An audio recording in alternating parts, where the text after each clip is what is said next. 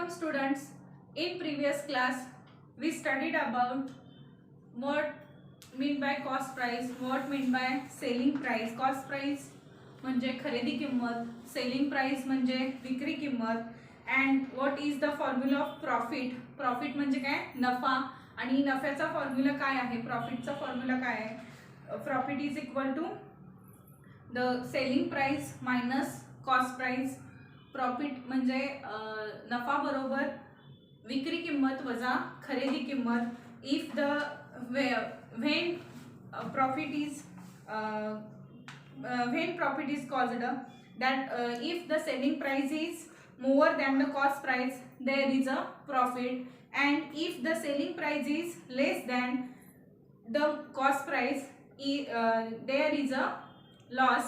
Then loss is equal to cost price minus selling price. हे तुम्ही मागच्या तासिकेला अभ्यासलेले आहात. त्याचबरोबर total cost price and profit and लॉसचे फॉर्म्युला यूज करून कशा पद्धतीने आपण काढतो हे सुद्धा आपण अभ्यासलेलं आहोत. Then today we are going to learn using given information to form the solve word problems based on the percent profit or loss. आता दिलेल्या इन्फॉर्मेशनच्या माहितीच्या आधारे तुम्हाला उदाहरण तयार करायचं आहे आणि त्या ठिकाणी पर्सेंटेज मध्ये प्रॉफिट आणि लॉस काय असेल ते काढायचं आहे. That's why the information is given below is cost price rupees 23,500, transport rupees 1,200, tax rupees 300 and selling price rupees 24,250. That's why the problem.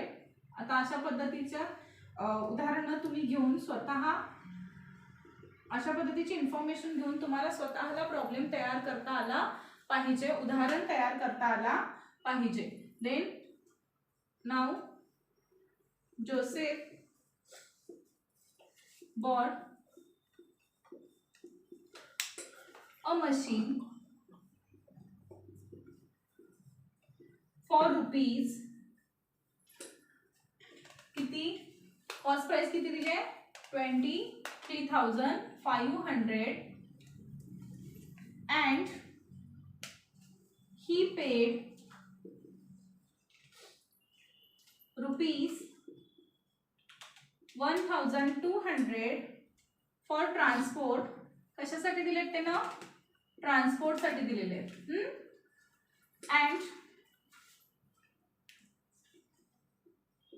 Rupees 300 for tax.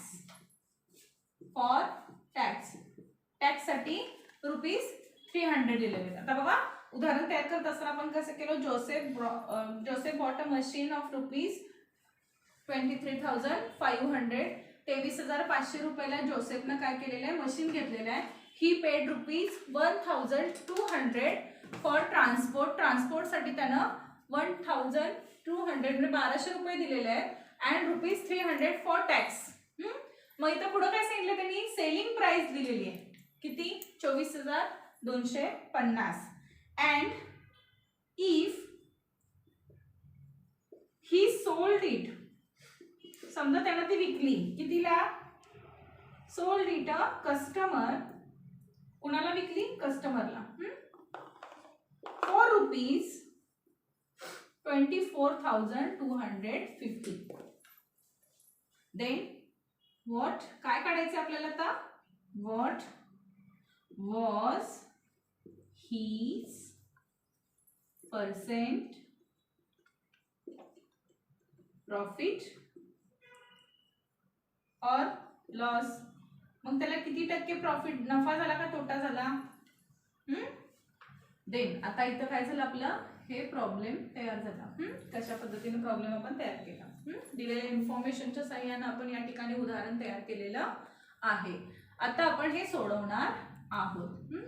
Profit of percentage आणि loss of पर्सेंटेजचा word problems जसे आपण solve केले तशाच पद्धतीनं हा सुद्धा word problem आपण या ठिकाणी सॉल्व्ह करणार आहोत. देन आपल्याला काय करावं लागेल, आता जोसेफनं मशीन तर काय केली आहे, खरेदी केली आहे हां, मग टोटल कॉस्ट प्राइस काढावी लागेल, कारण का त्याला ट्रान्सपोर्टसाठी पण खर्च आला आहे, देन टॅक्ससाठी पण त्यांनी काही रुपये दिलेले आहेत. दॅट्स वाय या ठिकाणी आपण काय करणार आहोत, टोटल कॉस्ट प्राइस काढणार आहोत. Then total cost price is equal to किती आहे, आता सगळं प्लस करणार आहोत आपण. 23,500 कॉस्ट प्राइस आहे. टॅक्ससाठी सॉरी ट्रान्सपोर्टसाठी 1200 रुपये दिले, टॅक्ससाठी 300 रुपये दिलेले हां 300. ही पेड टॅक्स ऑफ ₹300, ही paid transport of ₹1,200 and he bought a machine of ₹23,500.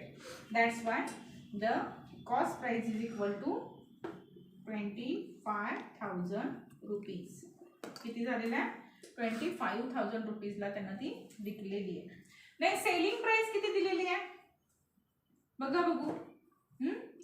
Selling price is equal to how much is selling price, 24,250 rupees. ठीक आहे, कितीला, 24,250 रुपयाला त्यांनी ती विकलेली आहे. देन इथं तुम्हाला काय दिसतं, when you observe this example you learn about cost price is greater than selling price. Cost price is greater than selling price. ह्या विक्री किमतीपेक्षा खरेदी किंमत कशी दिसते तुम्हाला, जास्त दिसते. Then if the cost price is greater than selling price, that's why therefore a loss. Therefore a loss. काय झालेलं इथं, त्याला तोटा झालेला आपल्याला पाहायला मिळतो.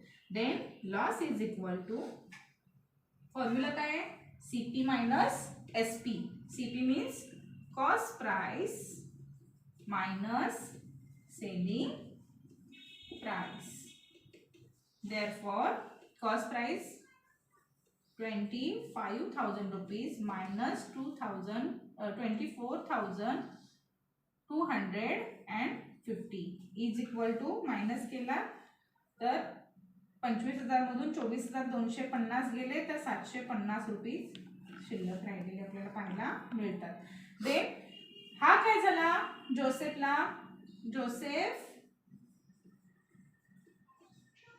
suffered a loss of ₹750. 750 रुपयाचं त्याला काय झालेलं आहे, तर तोटा झालेला आपल्याला पाहायला मिळतो. देन देयरफॉर आता काय विचारलंय त्यांनी, हा लॉस आपल्याला मिळाला, what was his percent profit or loss. आता किती पर्सेंट त्याला लॉस झाला हे आपल्याला काढावं लागणार आहे. देन सपोज इथं आता इक्वेशनचा फॉर्म्युला आपण यूज करणार आहोत.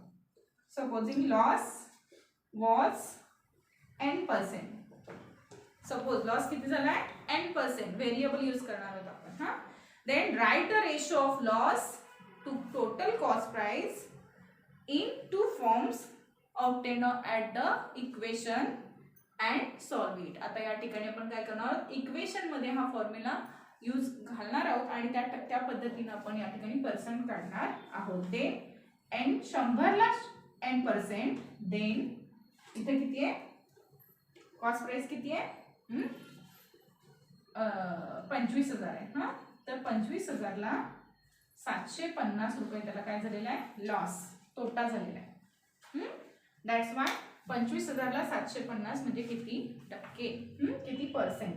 Then therefore n/100 multiply by 100 असं केलं तरी चालतं, किंवा तुम्ही अशा पद्धतीने सुद्धा सोडवू शकता. कशा पद्धतीनं, n आहे असं इकडे राहणार, इज इक्वल टू 75. इक्वेशनच्या माध्यमातून सोडवत असाल तर साधारणपणे n/100 मल्टिप्लाय बाय 100 दोन्ही बाजूला आपण काय करणार आहोत, 100 ने गुणणार आहोत. 750 भागिले 25,000 गुणिले 100. दोन्ही बाजूला जर गुणाकार केला तर या ठिकाणी आपल्याला गुणाकार 0 2 गेले, हे 3 0 सगळे 0 गेले.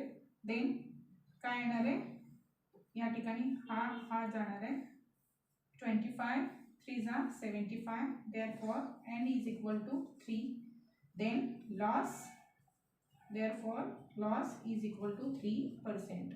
त्याला 3% लॉस झालेला आपल्याला पाहायला मिळतो. ठीक आहे. या ठिकाणी हा प्रॉब्लेम आपल्याला then the Joseph suffered loss of 3%. Okay. Now we solve another example of using given information and solve the word problems based on percent profit or loss. The information is rupees 700. काही दिलेली आहे बघा, information कशी दिलेली आहे बघा. Then 18 articles. Then after rupees 80,900.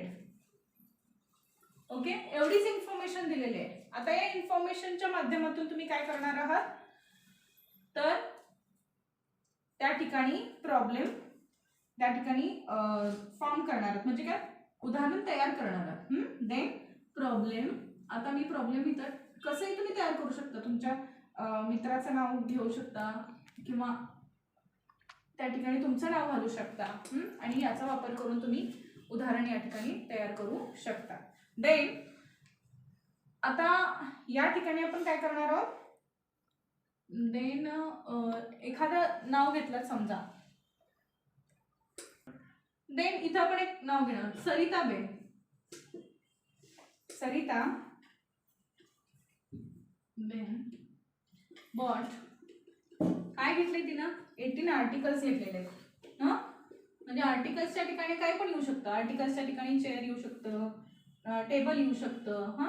Then 18 chairs, each at rupees 700. Each at rupees 700. And sold them, आणि तिने विकलेत. and sold them कितीला, या ठिकाणी दिलेले rupees. sold them all for rupees 80,900. 18,900 रुपयाला तिने ते विकलेले. ठीक आहे. खरेदी केलेले कितीला, 18 चेअर्स, इच प्रत्येकी 700 रुपयाला. म्हणजे एक चेअर तिला 700 रुपयाला पडलेली आहे. And sold them all for rupees 80,900. आणि ते विकलेले आहेत कितीला, 18,900 रुपयाला विकलेले आहेत. देन व्हॉट वॉज द, काय काढायचं आता आपल्याला, what was the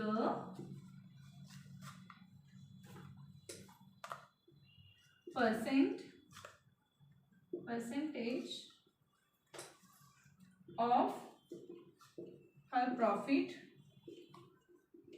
or loss.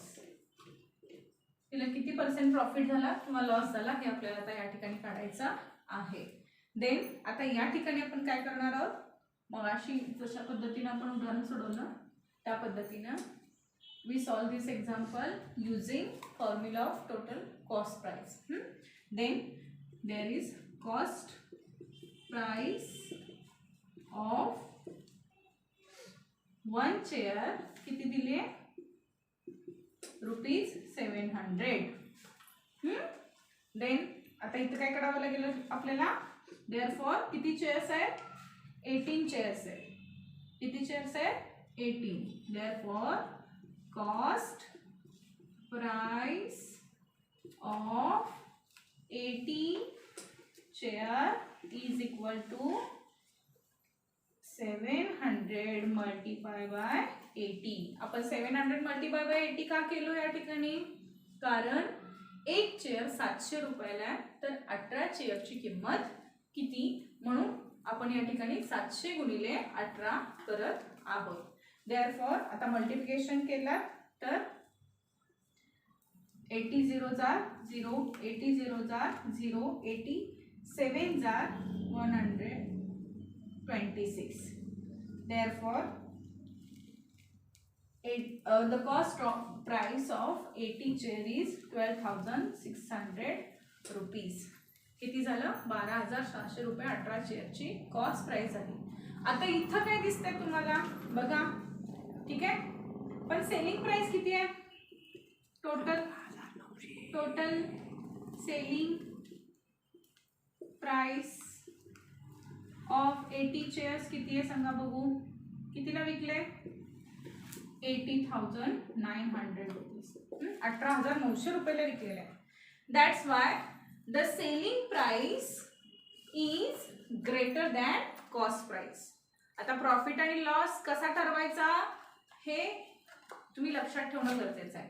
जर विक्री किंमत खरेदी किमतीपेक्षा जास्त असेल तर तिथं काय होतं बघा बघू, नफा होतो. आपल्याला काय होतो, नफा.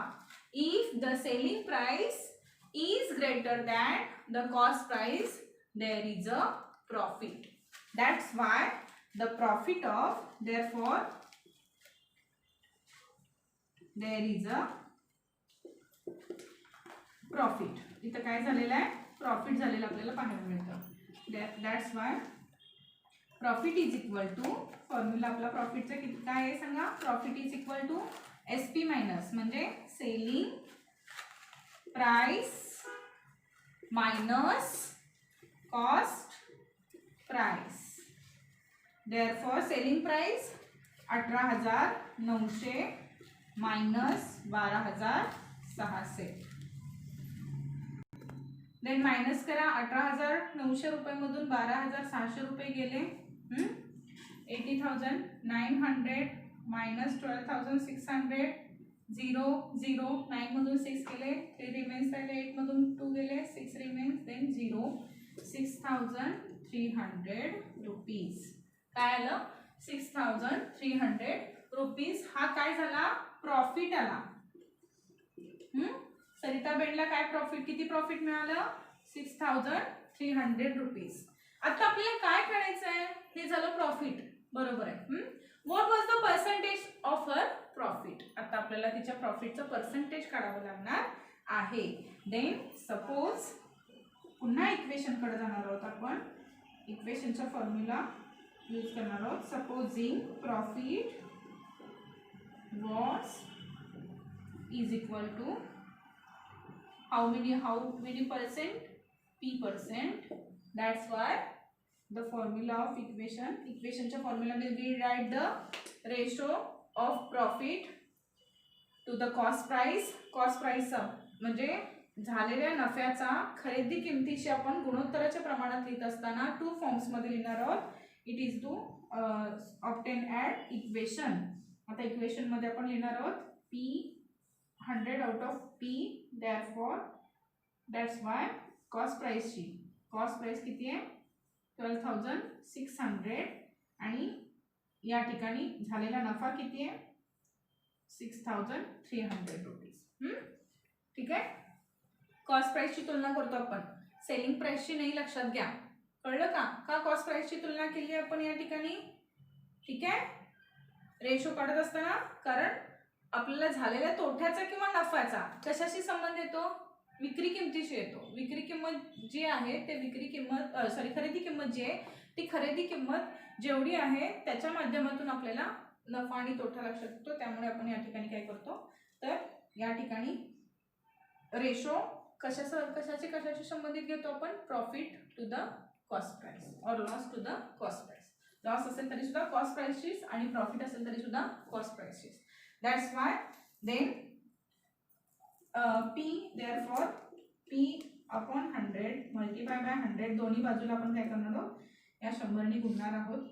6,300 multiply by upon 12,600 multiply by 100. therefore 100 out of 100, 0 0 0 0. then या ठिकाणी जर तुम्ही पाहायला गेला किंवा या ठिकाणचे हे 0 2 घालवण्यापेक्षा आपण हे वरचे 2 0 घालवले तर काय होणार आहे 63/126 multiply by 100 is equal to. आता या ठिकाणी भाग घालवला तुम्ही, कितीचा भाग जातो बघा, भागाकार करायचा आहे आपल्याला. P is equal to then that's why आपण 3 ने या ठिकाणी 3 न भाग घालवणार आहोत. 3 2 6, 3 1 3, 3 4s are 12, 3 2s are 6, then 21s are 21, 21 2s are 42, then 2 1s are 2, 2 5s are 10, and 2 zeros are 0. P is equal to 50. Therefore, then profit was 50%. Profit किती झालेला आहे 50% या ठिकाणी झालेला आहे. अशा पद्धतीनं विद्यार्थी मित्रांनो तुम्हाला दिलेल्या इन्फॉर्मेशनच्या माध्यमातून प्रॉब्लेम तयार करता आला पाहिजे आणि तयार केलेल्या प्रॉब्लेमचा वापर करून तुम्हाला उत्तर सोडवता सुद्धा आलं पाहिजे. या ठिकाणी आता तुम्ही स्वतः दैनंदिन व्यवहारात एखादी गोष्ट खरेदी केला असाल किंवा विक्री किंवा कुठलाही एखादं दैनंदिन जीवनातलं तुमच्या उदाहरण घेऊ शकता, इन्फॉर्मेशन घेऊ शकता आणि इन्फॉर्मेशनच्या माध्यमातून तुम्ही प्रॉब्लेम सेट करून त्या ठिकाणी तो प्रॉब्लेम सॉल्व करायचा प्रयत्न करायचा आहे. And students, you solve practice set number 34 in your book.